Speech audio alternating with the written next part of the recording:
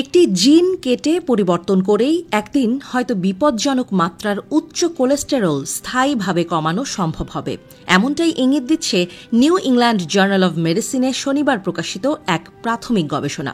গবেষণাটি ছিল অত্যন্ত ছোট পরিসরে, মাত্র 15 জন গুরুতর কোলেস্টেরল সমস্যায় আক্রান্ত রোগীর উপর পরিচালিত। উদ্দেশ্য ছিল নতুন এক ওষুধের নিরাপত্তা যাচাই, যা প্রয়োগ করা হয় CRISPR-Cas9 প্রযুক্তির মাধ্যমে। এটি এক ধরনের জৈব কাঁচি, যা নির্দিষ্ট জিন কেটে বা পরিবর্তন করে তাকে বন্ধ বা সক্রিয় করতে পারে। প্রাথমিক ফলাফলে দেখা গেছে চিকিৎসার পর অংশগ্রহণকারীদের খারাপ কোলেস্টেরল LDL প্রায় 50% কমেছে। হৃদরোগের প্রধান ঝুঁকি বহনকারী এই LDLE যুক্তরাষ্ট্রসহ বিশ্বজুড়ে মৃত্যুর শীর্ষ কারণ। একই সঙ্গে রক্তের অন্য এক চর্বি ট্রাইগ্লিসারাইড কমেছে গড়ে 55%। এই চিকিৎসার ধারণা এসেছে এক প্রাকৃতিক জিন মিউটেশন থেকে। NGPTL3 নামে একটি জিন সাধারণত শরীরে LDL ও ট্রাইগ্লিসারাইড নিয়ন্ত্রণ করে, কিন্তু যাদের এই জিন কাজ করে না, যুক্তরাষ্ট্রে প্রতি 250 জনে প্রায় 1 জন তাদের কোলেস্টেরল ও ট্রাইগ্লিসারাইড আজীবন স্বাভাবিকের চেয়ে কম থাকে এবং হৃদরোগের ঝুঁকি থাকে না বললেই চলে।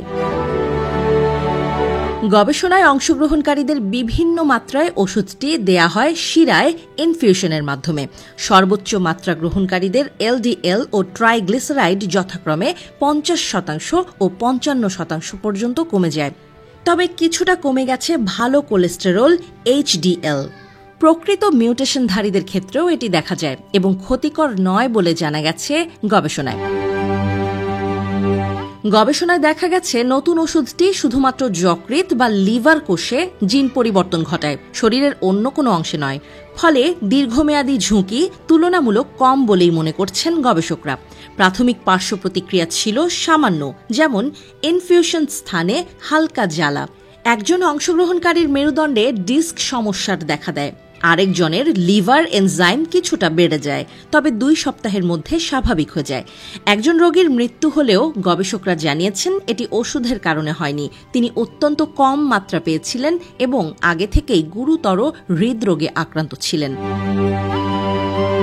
গবেষকরা জানিয়েছেন মার্কিন খাদ্য ও ওষুধ প্রশাসন অংশগ্রহণকারীদের আগামী 15 বছর পর্যন্ত পর্যবেক্ষণে রাখার নির্দেশ দিয়েছে, যেন দীর্ঘমেয়াদী ঝুঁকি জানা যায়।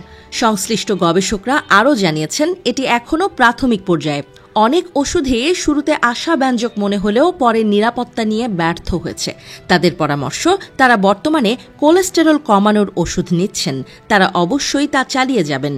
যত দীর্ঘ সময় ধরে কোলেস্টেরল কম থাকে, হৃদরোগ প্রতিরোধ তত কার্যকর হয়।